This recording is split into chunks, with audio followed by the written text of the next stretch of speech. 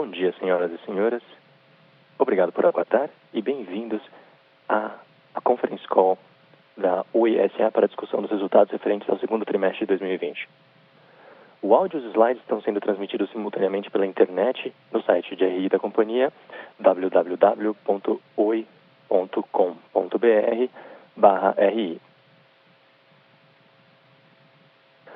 Informamos que todos os participantes estão apenas ouvindo a audioconferência durante a apresentação e, em seguida, nós iniciaremos a sessão de perguntas e respostas. Nesse momento, mais instruções serão fornecidas. Caso algum dos senhores necessite de alguma assistência durante a conferência, queiram, por favor, solicitar a ajuda de um operador digitando *0. Informamos também que a teleconferência será conduzida em inglês pela administração da empresa e a teleconferência em português será realizada por tradução simultânea. Essa audioconferência pode conter algumas previsões acerca de eventos futuros que estão sujeitas a riscos conhecidos e desconhecidos e incertezas que podem fazer com que tais expectativas não se concretizem ou sejam substancialmente diferentes do que era esperado. Essas previsões emitem a opinião unicamente da data que são feitas e a companhia não se obriga a atualizá-las à luz de novas informações ou desdobramentos futuros. Agora vamos passar a palavra ao Sr. Rodrigo Abreu, CEO. Por favor, Sr. Rodrigo, pode prosseguir. Obrigado. Bom dia a todos e bem-vindos ao nosso call do segundo TRI de 2020. No último TRI, durante esse TRI, como foi no último, nós teremos duas sessões do call. A primeira parte será sobre os resultados do segundo TRI e o segundo vai ser uma atualização sobre a atualização do plano que nós anunciamos no último call e agora, depois de várias interações com os acionistas e com os credores, nós estamos apresentando uma atualização do plano em antecipação à Assembleia Geral de Credores que vai acontecer em setembro. Embora nós tenhamos sofrido impactos da pandemia, principalmente no que tange a nossa receita, nós também tivemos um desempenho de OPEX muito melhor e mantivemos a nossa margem de EBITDA.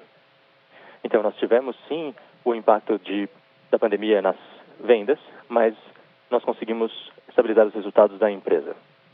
Do lado operacional, nós continuamos seguindo a direção certa, como veremos em alguns slides. Quanto ao ajuste do plano, nós introduzimos várias pequenas alterações depois das interações com os stakeholders, credores e acionistas, com um processo de mediação que foi conduzido no início desse mês. Nós fizemos o DTH, que é um plano que nós estamos tendo desde o início do plano.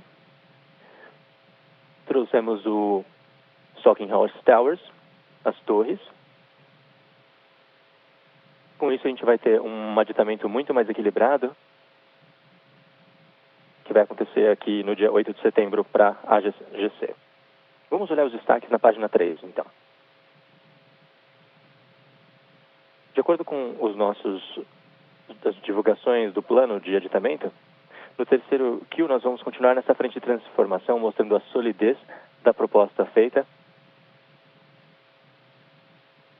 que se aplica ao ao curto, médio e longo prazo. O nosso plano de transformação está sendo muito bem executado em todas as frentes. E nós conseguimos ver, começando com o programa de FTTH e as operações de fibra, que são o core do nosso plano. No último TRI, nós chegamos ao número de 6,7 milhões de casas passadas, 1,3 milhões de casas conectadas e uma queda de 4% nas queixas de serviço da banda larga. Ou seja, nós não somos só indo na direção certa e aumentando drasticamente os consumidores de fibra, mas também estamos melhorando a nossa qualidade no processo e reduzindo o número de queixas, o que destaca a qualidade altíssima das operações de fibra. Agora estamos virando os líderes em casas conectadas, mais casas conectadas do que os outros 3 operadores juntos. E essa estratégia vai continuar no futuro próximo, conforme seguimos com o nosso plano de fibra. Quanto a operações, a gente vê a resiliência do móvel, com um crescimento de 6,5% na receita pós-paga. Também vamos ter impactos no pré-pago, que vamos falar daqui a pouco, mas conseguimos estabilizar as receitas também no meio de um momento tão difícil com o confinamento, com o isolamento social da pandemia. Com isso, nós conseguimos aumentar a nossa receita de TI, que é 21% da nossa receita total, e está substituindo receitas legado e estabilizando nossas vendas de B2B, perdão. Quanto ao corporativo e o DTH, nós vemos uma grande redução, do foco de cobre e DTH, acelerando o declínio, mas direcionando os recursos financeiros para o projeto de FTTH. Nós conseguimos ver os resultados de simplificação e de eficiência, com uma redução de 685 milhões em custos em 2020, que é uma redução de 12% em OPEX. Isso graças à simplificação, reorganização, digitalização e o desinvestimento dos serviços legados com implementação. Com isso, nós estamos muito bem colocados para reduzir os impactos e aumentar a redução de custos em 2020. Nós continuamos com as nossas opções estratégicas para o futuro. A nossa AGC vai acontecer dia 8 de setembro. Nós fizemos avanços em áreas importantes, incutindo o Stalking Horse. Nós temos ofertas para móvel, ofertas vinculantes, e vemos a preparação da separação estrutural da InfraCo e da ClientCo, que está em progresso com o projeto Júpiter. Temos mudanças sustentáveis, não só para o presente, mas também para o meio termo e para o longo prazo. Vamos olhar agora para a página 4. Como sempre dissemos, a nossa infraestrutura de fibra é a nossa vantagem competitiva principal. E isso fica cada vez mais claro. Quando dissemos que tínhamos uma vantagem competitiva em fibra, é devido à nossa estrutura gigantesca de fibra, com 388 mil quilômetros de fibra, 43 mil quilômetros de dutos e mais de 2.300 cidades com fibra. Quando olhamos os resultados disso, combinado com os investimentos em FTTH e toda a aceleração comercial que tivemos, nós vemos que temos o maior crescimento em comparação com todos os outros operadores de FTTH. E adições líquidas também foram maiores do que os 3 outros operadores somados. Esse é um progresso significativo, porque sabemos que a fibra é o futuro da banda larga, não agora no curto prazo, mas também no longo prazo. Então vemos que o backbone e o backhaul estão indo bem, mas também o lado residencial. Essas duas fotos aqui mostram a diferença da nossa presença de fibra em FTTH e um dos maiores concorrentes aqui em termos de fibra, olhando a presença nacional. Esses resultados também podem ser vistos em números, e conseguimos ver isso na página 5, na próxima página. Na página 5, vemos que as operações de fibra, mesmo com o impacto da pandemia, teve uma continuidade na aceleração do desempenho. E a projeção para o final do ano está muito acima das expectativas que tínhamos para esse ano no início do ano.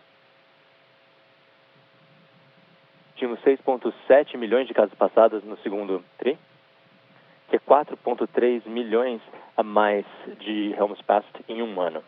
Com isso, nós vemos que nós temos um caminho muito sólido para chegar a 8,3 a 8,6 milhões de casas passadas até o final de 2020. Isso é graças a um aumento grande na nossa média de casas passadas, nossa média mensal. E vemos aqui na comparação do segundo TRI de 19 e segundo TRI de 2020, indo de 267 a 365, um aumento de quase 37%. As atividades comerciais mostram que essas homes passed vão virar casas conectadas. E o aumento aqui também foi bastante drástico, vindo de 237 mil para 1,1 milhão de casas conectadas. Quando olhamos isso, no final de 2020, já aumentamos a nossa projeção para 1,8 a 2 milhões de casas passadas. O take-up está bastante próximo ao que nós esperávamos alcançar com o nosso plano para 2022. É um avanço de 1 ano e meio no nossa taxa de take-up projetada para 2020. Isso mostra a força da nossa atividade comercial, do nosso projeto de fibra e a qualidade das implementações de fibra com FTTH.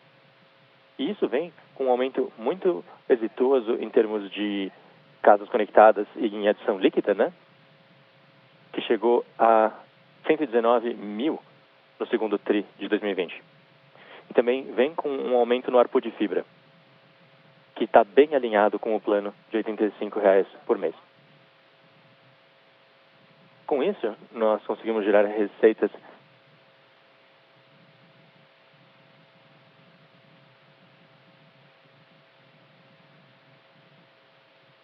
108 milhões, mais porque não só continuar com esse ritmo, mas também trazer esse sucesso residencial ao B2B. O B2B já mostrou melhorias em termos de PMS com o FTTH e a receita é 4 vezes maior do que a receita esperada, mas vamos aumentar ainda mais esse número. O nosso objetivo principal é substituir a receita legado. E nós estamos indo muito bem nessa direção, como vamos ver na próxima página. Na página 6, nós vemos que, embora os usuários de cobre continuam reduzindo drasticamente, as vendas líquidas de fibra geram um UGR, reverso, que é muito importante nesse cenário tão competitivo. Nós tivemos uma nova oferta de FTTH que foi muito exitosa e isso aumenta o nosso ARPU nas vendas futuras. Isso contribuiu às nossas vendas de FTTH se acelerarem e quebrarem recordes. Quando olhamos o FTTH e as suas vendas, nós viemos de 160 mil aproximadamente de vendas em FTTH para mais de 230 mil em julho. Isso foi, numa diferença de 6 meses, um aumento de 45,9%. Isso está ajudando a mudar essa tendência de queda dos RPUs, das UGRs, né? Mais de 300 mil UGRs, né? Nós tínhamos aqui que estão reduzindo. E a gente vê aqui que o número de adição líquida de fibra está compensando. E é uma recuperação bastante intensa. E o futuro de fibra vai substituir todas as receitas legado, como já era o plano desde o início. Isso também vem com uma melhora clara na nossa base de cliente. Já era esperado que com o lançamento de um novo projeto haveria variações entre a sobrevivência dos clientes anteriores, mas isso vem de março a julho. A gente vê uma queda em inadimplência, né? Taxa de inadimplência FTTH com menos 30,6 e 18,6. Quando você compara 30 a 60 dias, 60 a 90 dias. E outra coisa que eu gostaria de destacar aqui é não só a comparação entre o desempenho de fibra da Oi com qualquer outro competidor, mas nós estamos comparando o nosso desempenho de fibra com a ultra banda larga dos outros em todas as tecnologias, incluindo o cabo. E pela primeira vez em junho, nós fomos os líderes em todas as tecnologias de ultra banda larga, em termos de adição líquida. Com 137,4 mil adições líquidas em tecnologia de ultra banda larga. Essa posição é muito sólida para a gente poder disputar a liderança em todos os produtos em ultra banda larga com seus usuários no futuro. Nos ajudará a reverter a tendência das receitas residenciais. Na página 7, nós vemos que depois de um longo período de quedas, a receita do segmento residencial reverteu essa tendência em junho, impulsionada pela sólida expansão do FTTH, mesmo com as fortes quedas do cobre, como nós já destacamos anteriormente. No lado esquerdo da página, nós vemos que a receita de cobre continua a cair, com menos 31% em voz, menos 32% em banda larga cobre. Esse não é um problema de desempenho, mas sim uma tendência estrutural que nós já sabíamos que viria, e é por isso que nós estamos nos concentrando fortemente em substituir a receita legada por receitas de fibra que nós estamos agora construindo. Como nós vemos aqui, as nossas receitas de fibra cresceram em 550%, do 2T19 para 2T20. E nós temos 255 milhões em receita de FTTH. Com tudo isso, nós vemos que em junho, finalmente conseguimos reverter a tendência. E as receitas que nós perdemos no legado, que foi menos 12, foi compensada completamente pelas receitas que nós adicionamos em FTTH, que foi mais 14. E esse é um passo muito significativo para a companhia. Pela primeira vez, mesmo com a base de fibra ainda não ser o que nós queremos, porque nós queremos crescer significativamente, nós estamos compensando a queda na receita de cobre. Com tudo isso, nós vemos que a nossa receita de fibra já gera mais de 1 bilhão em termos anualizados em junho. Nós vamos chegar a 1,1 de receita. E é claro que essa é uma tendência para o longo prazo da companhia. Enquanto a fibra tem desempenhado muitíssimo bem, infelizmente, assim como no mercado inteiro, o setor de receitas móveis foi sim afetado pela pandemia, como nós vemos na página 8, onde nós falamos das receitas móveis. Nós vemos que a pandemia teve um impacto nas receitas, principalmente no segmento pré-pago, mesmo com alguns sinais de recuperação gradual que nós vemos mais recentemente. Começando com pós-pago, nós vemos que aqui nós temos um crescimento nas receitas de clientes, mas quando nós olhamos para as adições líquidas, seguindo a tendência do mercado, pela primeira vez em uma grande sequência, nós tivemos um pequeno número negativo em adições líquidas no segundo trimestre por causa da pandemia e também pela reversão do pós-pago para pré-pago em alguns clientes. Como nós vemos na parte de baixo do gráfico, houve uma suavização no confinamento que levou a uma melhoria nas adições líquidas. Então, essa queda drástica que houve nas adições líquidas em abril foram revertidas ligeiramente, apesar de ainda estarmos negativos em maio e em junho. E houve também uma melhoria nas receitas de clientes, começando com uma queda de março para maio, e depois nós começamos a reverter essa curva em junho. Com pré-pago, nós tivemos um impacto significativo, assim como o mercado todo, com relação às receitas. E nós vemos uma queda de 17,7% de 2T19 a 2T20, chegando a 635 milhões por causa da pandemia.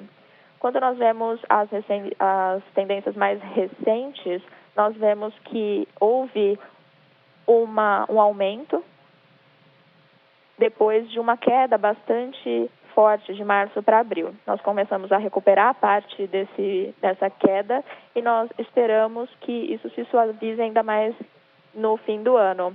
As receitas de mobilidade, nós vemos que houve uma queda de menos 5,2%, mas mesmo assim nós tivemos um aumento de 6,5% nas receitas de pós-pago. Então, nós esperamos uma recuperação gradual até o fim do ano, mas nós temos algumas lacunas aqui no segundo trimestre que serão difíceis de recuperar. Agora vamos falar do desempenho em B2B e atacado. Nós vemos na página 9 que, mais uma vez, houve um impacto da pandemia com relação a voz e dados, mas isso foi parcialmente compensado pelas receitas de TI. Nós vemos que o tráfego de dados e voz caiu, devido, é claro, aos efeitos do trabalho de home office. E nós vemos, por outro lado, que a receita de TI subiu em 53% por causa dos programas de home office, a aceleração das receitas de TI e também o reforço na nossa posição como integradora de soluções de TI. Com o atacado, nós vemos que houve uma redução das receitas reguladas, principalmente com relação a EI/LD e tarifas de terminação de voz no atacado. Por outro lado, durante o trimestre, nós vimos uma melhoria significativa em vendas líquidas em comparação com o ano passado e o trimestre passado. E esse número foi bastante bom, chegamos a um aumento de 136,3% em vendas líquidas, que também deve se manter até o fim do ano. Como nós vemos aqui o impacto na receita, nós vimos uma redução em cobre residencial, vimos também impacto em imóvel, impacto também em B2B e atacado. E como nós vemos no slide 10, nós temos as tendências de sólida redução de custo que continuaram no 2T, com foco na nossa eficiência, simplificação e transformação digital. E com isso, nós vamos estabilizar o nosso EBITDA sequencial. Olhando para o OPEX, mesmo com as quedas nas receitas, que ficaram em cerca de menos 10%, nós reduzimos ainda mais o nosso OPEX, em menos 12,5%, com redução em todas as áreas, desde serviços de terceiros, aluguel, seguros, manutenção de rede e também em transformação digital. Eu gostaria de destacar 2 pontos aqui. Primeiro, o esforço de transformação digital, que foi a principal alavanca da disciplina de custos. Aqui nós vemos alguns números destacados que indicam isso. Nós vimos 85% das interações com o cliente em junho, 36% de aumento ano a ano no uso do aplicativo técnico virtual, menos 26% de ligações no call center ano a ano e um aumento no uso da nossa inteligência artificial. Outro ponto que eu gostaria de destacar aqui é na parte de manutenção. Nós tivemos uma redução ainda maior do que aquela no OPEX geral, de quase 15%. Isso já começa a mostrar o impacto da nossa estratégia de migração de clientes de cobre para fibra e o decomissionamento da rede legada. E é claro que com isso nós vamos aumentar os nossos esforços de redução de custos, que serão intensificados, como nós vemos aqui nos números do segundo trimestre. Agora, com relação ao EBITDA de rotina, embora houve uma redução em comparação com o ano passado, esse número foi menor do que a redução de receita. Então, houve uma estabilização do EBITDA. Nós chegamos a 1,4 bilhões no nosso EBITDA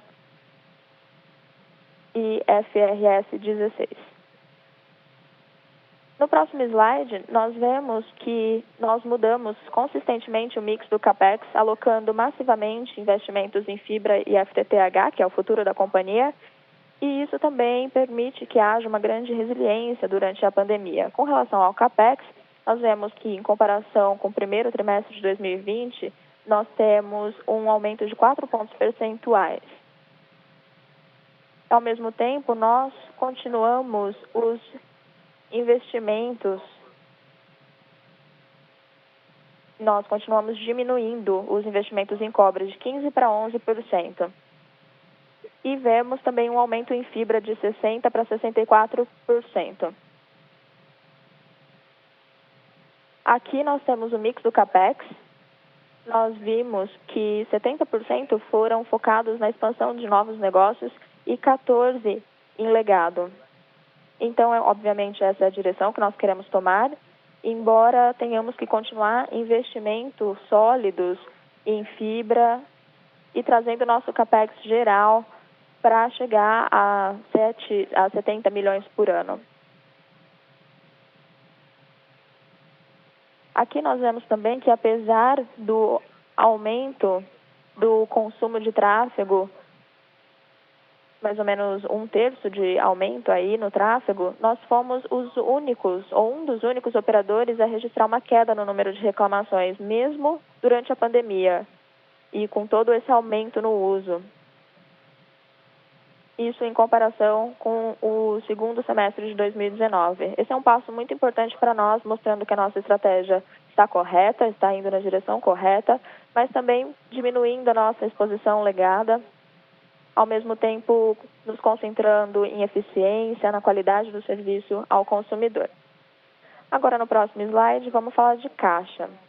No slide 12, nós vemos que, mesmo com todos os desafios, a companhia conseguiu controlar o consumo de caixa no segundo trimestre para garantir a execução do seu plano de transformação. Com relação ao fluxo de caixa, nós vemos que houve um consumo de caixa de 237 milhões, muito menos do que o esperado. E isso ocorreu não só por causa da contenção de custos e da melhoria no EBITDA, mas também por causa das parcelas da Unitel, que agora foram recebidas integralmente. Com isso, nós fechamos o trimestre com 6 bilhões de caixa em junho de 2020.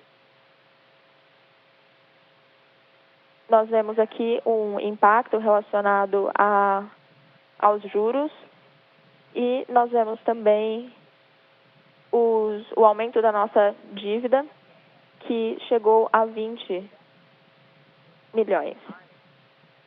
Também é importante destacar que o perfil da dívida bruta continua seguindo, nós continuamos mantendo a nossa política de hedge, de proteção, para proteger o nosso fluxo de caixa, principalmente em 2020, que foi um ano em que houve um impacto muito grande. Com tudo isso, nós vemos que estamos com uma execução muito boa em termos operacionais, uma execução muito boa em termos de estratégia também, mas ainda precisamos tratar mais da nossa dívida e da nossa situação financeira. E é exatamente por isso que nós estamos propondo um aditamento ao nosso plano e estamos aperfeiçoando esse plano em preparação para a AGC, que ocorrerá em setembro. E eu vou dar mais informações sobre isso a partir de agora. Passando para a segunda parte da nossa apresentação, vamos falar sobre as mudanças que nós estamos propondo, que serão apresentadas também e votadas em setembro. Na página 14, nós estamos destacando as mudanças iniciais. Nós temos aqui as unidades produtivas isoladas que estão destacadas aqui, serão essenciais para permitir que a companhia venda alguns de seus ativos para trazer caixa, não só para a redução da dívida, mas também para aumentar os investimentos no core business da companhia. Quando nós olhamos para as UPIs, vamos destacar vários pontos aqui que foram introduzidos nessa versão revisada do aditamento. Começando com Torres. Finalmente, nós conseguimos fechar uma posição Stocking Horse depois de uma proposta vinculante da Highline do Brasil. E assim nós temos também o direito de igualar a maior oferta, chegando a 1,7 bilhões. Nós já incluímos isso na última versão do aditamento e agora nós temos a certeza do fechamento da UPI Torres. Agora, com relação ao UPI Data Center, como nós destacamos no último anúncio, não houve nenhuma mudança, mas nós já temos certeza, mais ou menos na verdade, nós temos certeza por causa de uma proposta vinculante recebida, nós temos uma posição de Stocking Horse e nós temos já a inclusão do Stocking Horse no nosso plano, tanto para Torres quanto para Data Center. Agora, o UPI de ativos móveis. Aqui nós temos algumas notícias e já refletimos essas notícias no aditamento. O ponto principal aqui é que nós já destacamos e comunicamos publicamente que recebemos ofertas vinculantes para UPI Imóveis. E nós temos aqui uma oferta de 15 bilhões para 100% das ações. Nós já incluímos no plano a condição de ser definido o Stalking Horse até o AGC com o direito de right to top, se houver ofertas com melhores condições. Aqui na UPI de ativos móveis, é importante destacar que depois de receber essas propostas nos últimos meses, nós estamos discutindo com os proponentes dessas ofertas e neste momento nós estamos com um acordo de exclusividade para discutir com uma dessas empresas, que é um consórcio das outras operadoras móveis do Brasil, e com isso nós vamos conseguir as garantias corretas para a empresa para que nós consigamos uma posição de Stalking Horse para essa parte também. Nós estamos aqui na segunda parte desse acordo que já foi renovado e estamos discutindo as condições para que nós tenhamos o máximo de certeza possível para a AGC. Quanto ao UPI Infraco, nós também fizemos alguns avanços com o nosso processo competitivo. Nós finalizamos a primeira fase do processo competitivo, aceitando propostas não vinculantes de muitos players, e depois disso, com a fase preliminar do processo, com uma ampla demanda, nós definimos um piso de 20 bilhões para o valor da firma, que fica dentro do intervalo de 25,5% a 51% do valor econômico que estava na primeira versão do aditamento do plano. Isso garante um processo bastante competitivo na segunda fase, que nós esperamos incluir depois da AGC, e queremos tirar o maior valor possível do nosso investimento na UPI Infraco e o controle, como foi destacado. Também é importante mencionar que para a UPI Infraco, nós continuamos mantendo as condições de uma secundária mínima de 6,5 bilhões e uma primária de até 5 bilhões para garantir o pagamento de 2,4 bi que nós temos de dívida da Infraco com a Oi, além da execução do plano de investimentos planejado. Com isso, a gente tem a possibilidade de avançar significativamente com a certeza da viabilidade de trazer à fruição a Infraco, e vemos a solidez do plano daqui em diante, executando o que foi comunicado ao mercado na primeira versão do aditamento do plano. E quanto a UPI TV, nós vamos trazer algo que ajuda a tratar de algo que nós já destacamos no início do nosso plano de transformação, que é a remoção da ênfase dos equipamentos de DTH e infraestrutura de DTH e clientes de obrigações adjacentes aos serviços da DTH e IPTV. Essa frente foi criada originalmente para gerar receita, é claro. E com isso nós criamos um UPI que é o TVCo. E com isso nós temos infraestrutura e equipamento e algumas obrigações adjacentes de serviços do DTH e da IPTV. A Oi também vai fazer a venda de 100% das ações do SPE TVCo pelo preço mínimo de 20 milhões, né? Vai ser realmente 100% das ações, com o preço mínimo de 20 milhões.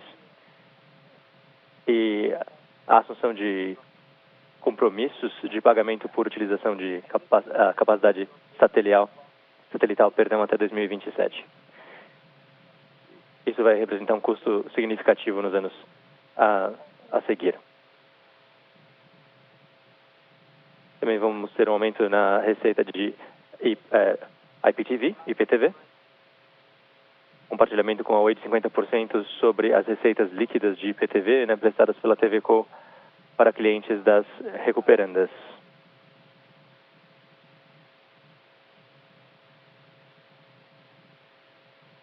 E com isso nós concluímos a estruturação de todas as UPIs que nós vamos ter votadas na AGC, com um progresso bastante significativo nas UPI Torres, nas UPI Data Center. Estamos muito mais próximos de certezas na UPI Ativos Móveis, um entendimento melhor de como estamos na UPI Infraco e uma estruturação de redução da TH com a UPI TVCo. Agora, vindo a segunda parte dos ajustes, né, do aditamento do plano, vamos para a página 15, onde falamos da proposta atualizada para os credores no aditamento da PRJ. Nós gostaríamos de destacar vários pequenos ajustes que foram feitos para aperfeiçoar o plano.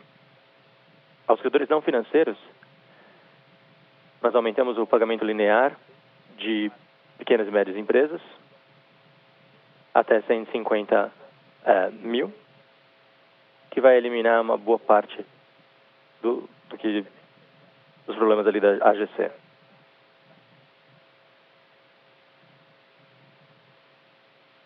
O crédito que ainda estaria ali com o BNDES, nós vamos ter a venda da UPI para o pagamento do BNDES, completamente liquidando esse pagamento. E nós vamos cumprir com a nossa obrigação com o único credor que nós temos, que é o BNDES. Isso, né, já nos credores financeiros. Os bancos ISAs, que é a classe 3, nós vemos a liquidação antecipada dos créditos, né, com desconto de pré-pagamento de 60%, com pagamento de até 3 parcelas, né, condicionada à venda da UPI Ativos Móveis e UPI Infraco e recebimento mínimo de recursos. E a redução também do pré-pagamento do desconto de 60% a 55% para credores que oferecerem uma fiança bancária. Com o plano da RJ, nós temos a intenção de reduzir a nossa exposição total em garantias. Com isso, qualquer fornecedor de novas garantias vai reduzir, né, o desconto de 60% para 55%. Quanto a credores adicionais, um desenvolvimento importante aqui com a Anatel, deve ser mencionado. Nós incluímos agora no plano que vai haver o pagamento na forma da Lei 13.988/20,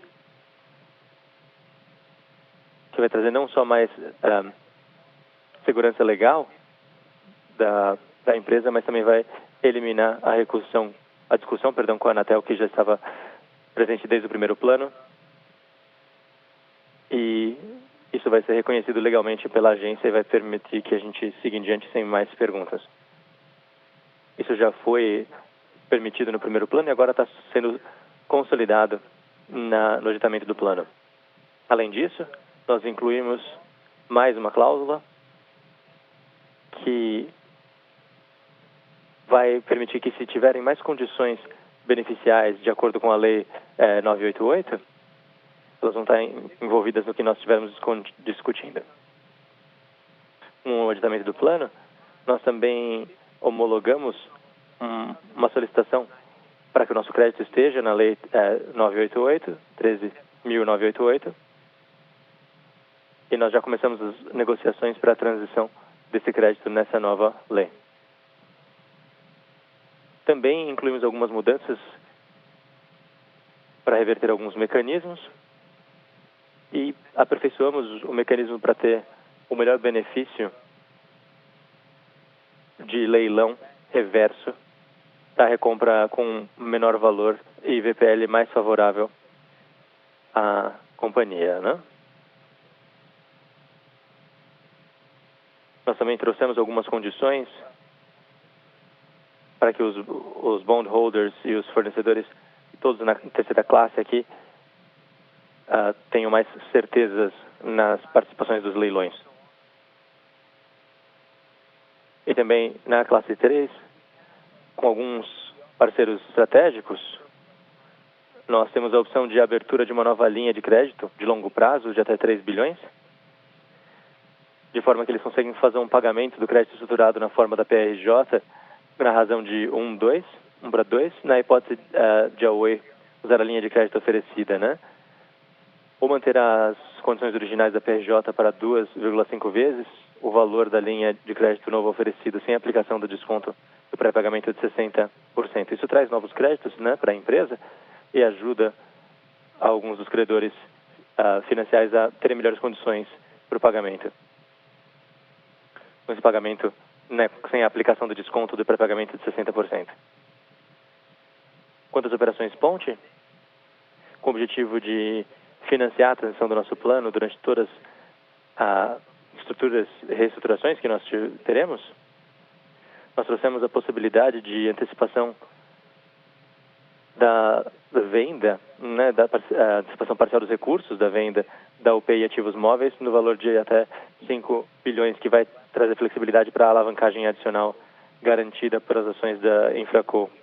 E assim a gente vai ter uma continuidade de investimento da Infraco, mesmo antes da liberação da transação da Infraco, que deve acontecer no ano que vem.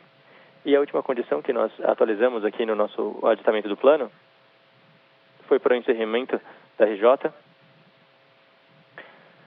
Estamos trazendo agora uma condição de que a RJ será encerrada no dia 30 de maio de 2022 ou qualquer outra data.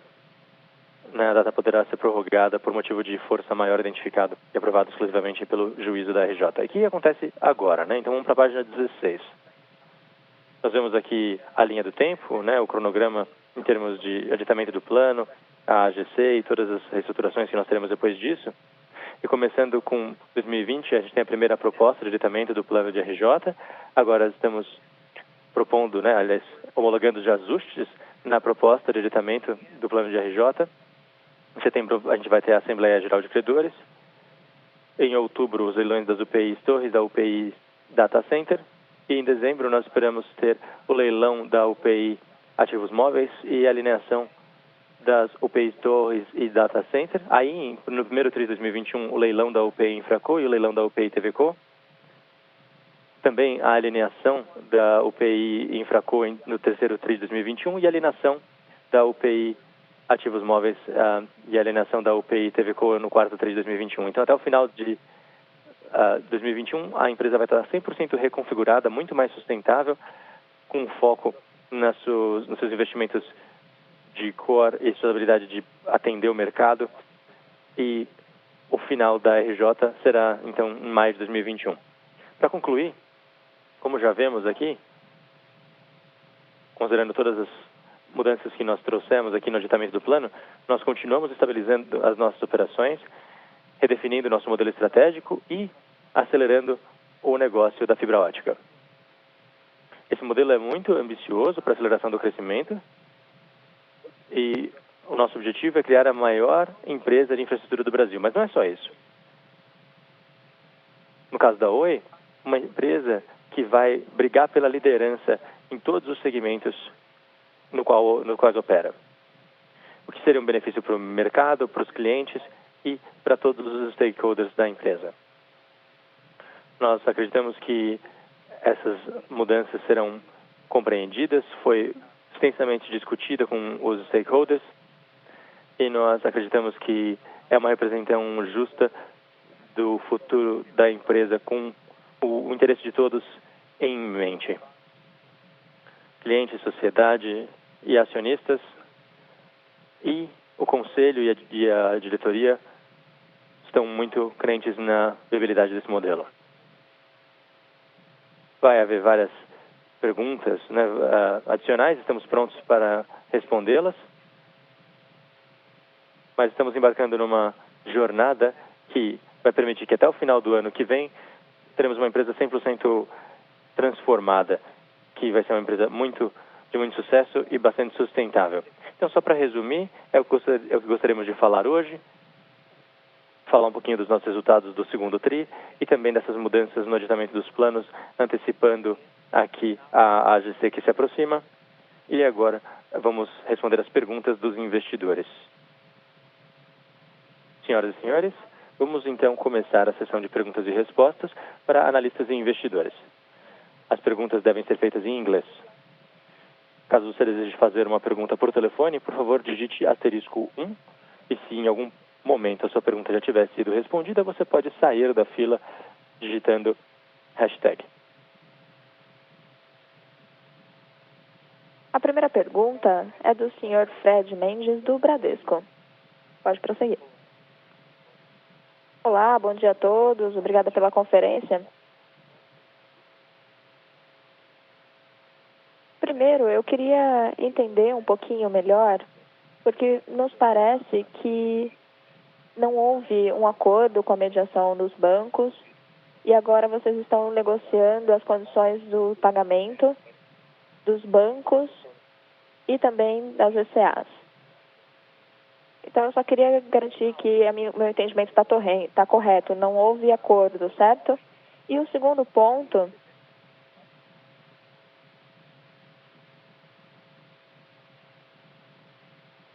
vai haver um desconto nessas novas condições de negociação com os bancos? E também eu queria entender um pouquinho mais se o valor mínimo da Infraco mudou, agora é 20 bilhões, certo? Então, eu queria entender exatamente qual foi o racional por trás dessas mudanças. Muito obrigada. Obrigada, Fred. Bom, primeiro, com relação ao processo de mediação e o acordo com os bancos e os credores em geral. Houve um processo de mediação, houve várias opções que foram propostas em consideração de tudo que acontece com os dois lados, né, da exposição dos dois lados.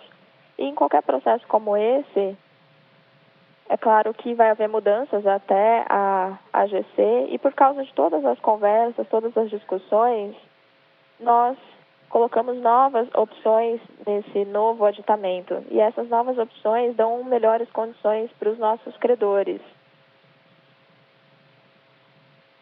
E elas permitem que haja a adesão a essas opções com a redução do desconto de 60%. Agora, qual seria o resultado desses descontos? Isso vai depender do volume dos recursos ou de financiamento adicional que venha a ser proposto ou de garantias. E olhando só para as fianças bancárias, a gente pode chegar a 54%. Se a gente olhar para os novos recursos, os novos financiamentos, poderia ser até menos do que isso, mas depende do volume de recursos que serão propostos e quem fica com o quê, vai ser proporcional a quem trouxer esses volumes adicionais de crédito. Então, não está pré-definido, mas existem regras que vão, obviamente, dependendo do volume de recursos adicionais que sejam propostos, nós vamos permitir que haja uma redução do desconto.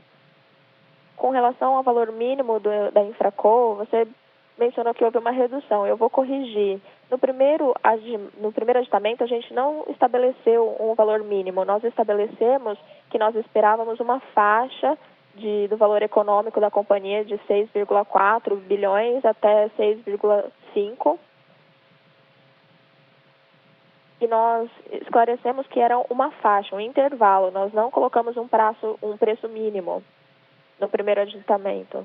Nós demos um exemplo de 6,4, 51 ou 25%, e isso nos dava um intervalo lá no primeiro aditamento. Mas como a gente estava no meio do processo, na primeira fase do processo, com as propostas não vinculantes, e essas propostas ainda não tinham sido recebidas, na primeira versão do aditamento, nós optamos por não definir um preço mínimo. E agora, depois da conclusão da primeira fase do processo para a Infraco, nós decidimos usar um valor ali no meio desse intervalo para maximizar a competitividade do processo e garantir aos credores o mínimo que eles deveriam esperar. A nossa expectativa de preço e valor não mudou. E nós acreditamos que o número pode está significativamente acima desse número que nós fornecemos. Mas o valor mínimo foi ali no meio do intervalo para garantir a participação de mais proponentes nessa segunda fase. E nós acreditamos que vamos sim conseguir atingir a nossa expectativa. E nós decidimos usar esse número mediano do intervalo, já que ele deveria ser estabelecido nessa fase. Muito obrigada. A próxima pergunta é do senhor Carlos Siqueira, do BTG. Obrigado, Rodrigo. Obrigada por aceitar minha pergunta. Seguindo a pergunta do Fred sobre o preço mínimo para Infraco, ele é 20 bilhões. E, além disso, vai haver os 2,5 adicionais. E, para mim, ficou um pouco confuso, pelo menos na forma como eu li e interpretei o plano. Então, eu só queria esclarecer. Vai ter esse pagamento adicional da Infraco para Oi, certo? E a segunda pergunta é com relação à Anatel. Pelo que eu entendi, a Anatel foi removida do plano estrutural. Isso foi um resultado das negociações entre a companhia e a Anatel. Então, a Anatel concordou, está de acordo com esse plano. É isso mesmo? Meu entendimento está correto? Obrigado, Fábio. Com relação à sua primeira pergunta, lembre-se, aquele valor mínimo de 20 bilhões é de Enterprise Value. Então, são 20 bilhões EV e não equity. Então, esses 2,5 estão incluídos aí. Mas é um valor mediano dentro desse intervalo. E nós acreditamos que existe, sim, um potencial para exceder esse valor significativamente. Com relação à decisão da Anatel, nós já discutimos e negociamos com a Anatel por um bom tempo, porque vai trazer uma certeza para esse acordo e também vai trazer condições para a empresa que são bastante semelhantes às que nós já temos atualmente na recuperação. E nós acreditamos que vale a pena seguir esse caminho. Com as discussões com a Anatel, e nós devemos lembrar que era uma discussão com a Anatel, mas também com a AGU. E a Lei 13.988, que entrou em vigor alguns meses atrás, essa lei traz uma negociação, traz a possibilidade de negociações que são conduzidas pela AGU. Pensando nisso, nós incluímos os termos no nosso plano e o plano anterior nos permitia fazer exatamente isso, porque havia uma cláusula lá no plano anterior que nos permitia usar novas regras, e foi exatamente o que nós fizemos. Nós estamos usando uma disposição anterior do plano para trazer uma segurança jurídica e nós já protocolamos a petição para transferir esses créditos. Agora, a decisão está na mão da AGU, nós já oferecemos todos os documentos, os números, as informações exigidas para a gente conseguir continuar com essa transação. E você sabe que essas transações levam tempo a serem revisadas e aprovadas e formalizadas também, mas nós temos confiança de que nós vamos seguir adiante, porque nós estamos aderindo a todas as condições novas da nova lei. E como você mencionou, nós vamos ter um cenário mais favorável. Nós entendemos que no plano original, plano anterior, o que acontecia era o seguinte: havia muito questionamento da Anatel e da AGU sobre a legalidade da inclusão do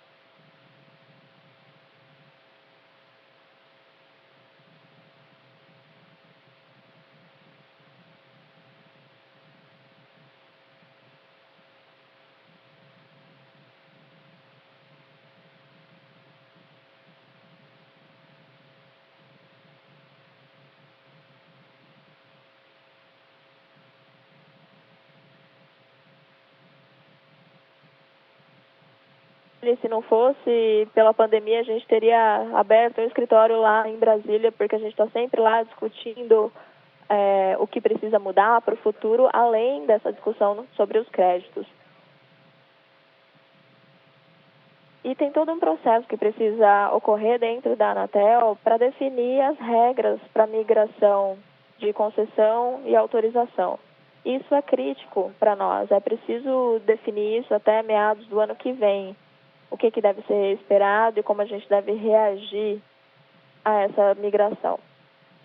Enquanto isso, nós somos bastante claros e transparentes na comunicação com a Anatel, dizendo sempre que nós estamos fazendo tudo o que está sob o nosso controle, dentro dos limites regulatórios que já existem, para reduzir a exposição de cobre. Então, nós estamos migrando o máximo possível de cobre para fibra e comunicando à Anatel sobre as métricas que não fazem sentido. Por exemplo, as métricas relacionadas a ter uma presença local em todas as cidades para o serviço de cobre e outras métricas relacionadas a todos os custos relacionados às operações e todas as questões relacionadas a cobre nas nossas operações.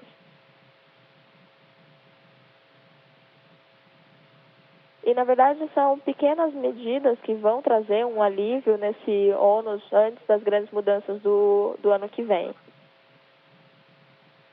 E a Anatel está bastante ciente do que precisa mudar. A Anatel compreende que, se a gente olhar hoje para as exigências relacionadas à cobre, às obrigações, não tem como ser sustentável na migração para a autorização. E qualquer player não vai fazer a migração, a menos que exista uma garantia de sustentabilidade depois da migração. E não existe ainda nenhuma visibilidade de como tudo isso vai ser resolvido e quando, mas nós temos feito tudo que está sob nosso controle para, pelo menos, reduzir bastante esses custos.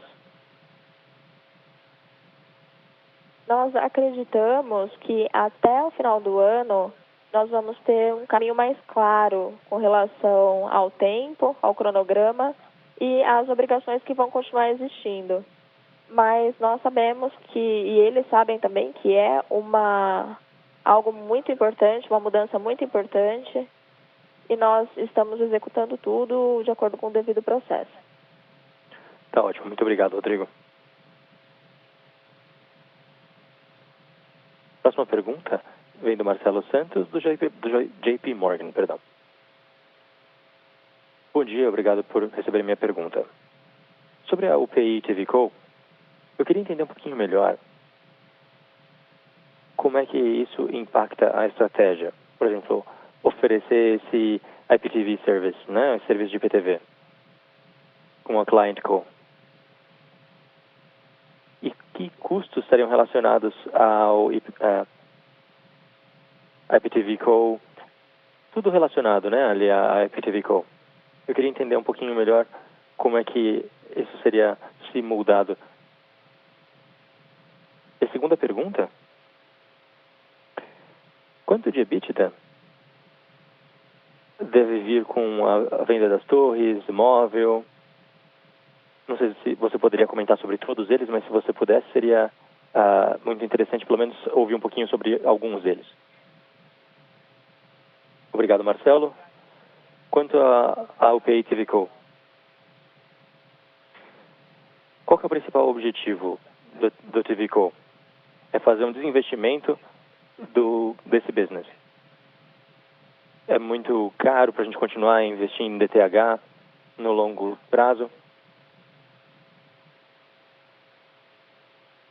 E existe uma queda na tendência no mercado como um todo para DTH. Isso só faria sentido para um player se ele tivesse uma escala significativa que permitisse continuar com um retorno, mesmo com essa queda substancial com os clientes. Isso é exatamente o que nós fizemos. O foco da UPI TV Co é o DTH.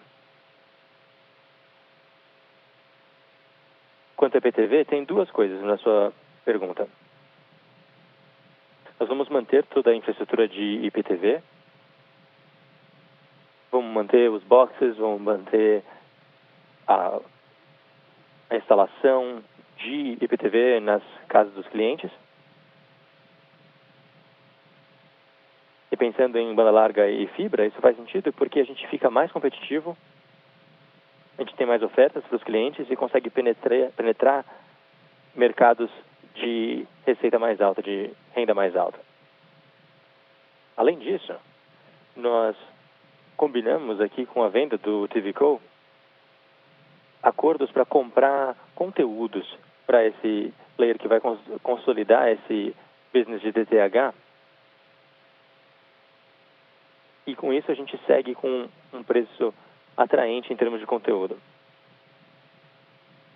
Então é uma operação híbrida, com DTH, e TVCo, IPTV fica conosco, mas o conteúdo sendo adquirido num custo de larga escala.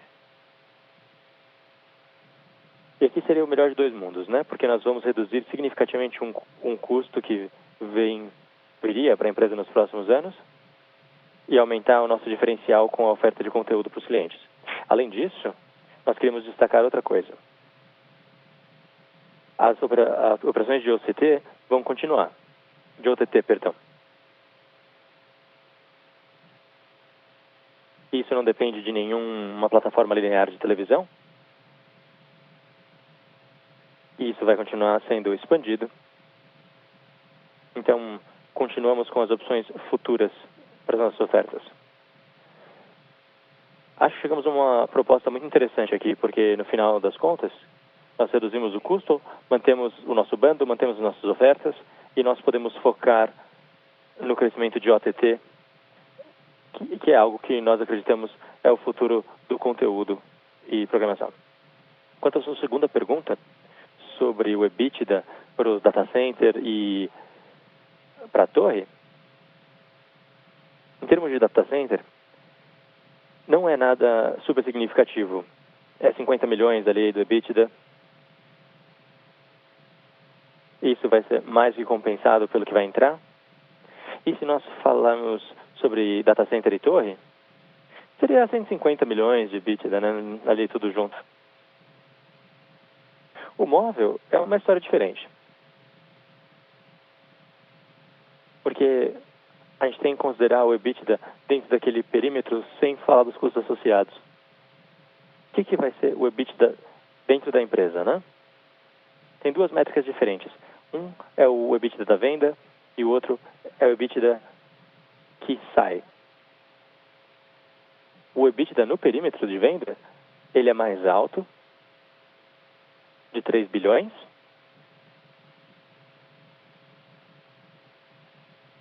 que mostra esses múltiplos de mercado que são significativos que nós discutimos. Mas internamente com a empresa, isso está associado com várias coisas e era muito menor do que isso.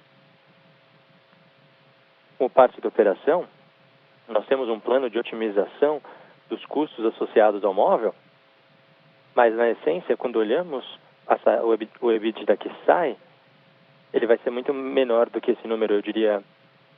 A gente não passou esse número ainda, não publicou em detalhes, mas internamente para a empresa, basta dizer que o nosso EBITDA estava na faixa de 20 e pouquinho. Sobre a primeira pergunta ainda, que usuários de IPTV, a oferta ali viria da Oi, é isso? Vocês teriam os usuários? Aliás, o TVCo, em termos de oferta, ele seria um vendedor em larga escala de conteúdo. O conteúdo ali seria produzido por vocês, como é que é? Os usuários vão ser usuários do TVCo e nós vamos ter um co-billing ali como parte da nossa plataforma e do nosso bundle. A gente vai gerenciar a plataforma de IPTV, controlando ali a experiência do consumidor. Muitíssimo claro, muito obrigado.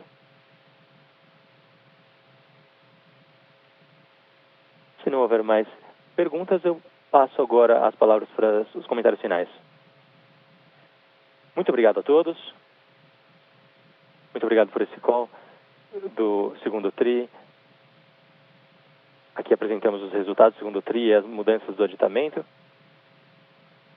Com a AGC, com os resultados que acontecerão no mês que vem, nós estamos muito confiantes com os resultados da empresa, muito confiantes na execução que temos mostrado aqui para o mercado. E depois disso, teremos uma empresa muito mais bem estruturada e sustentável por longo prazo. Muitíssimo obrigado e espero que possamos conversar em breve falando sobre os próximos resultados do próximo TRI. Muito obrigado. Esse é o fim da audioconferência da OESA. Agradecemos a participação de todos. Tenham um bom dia.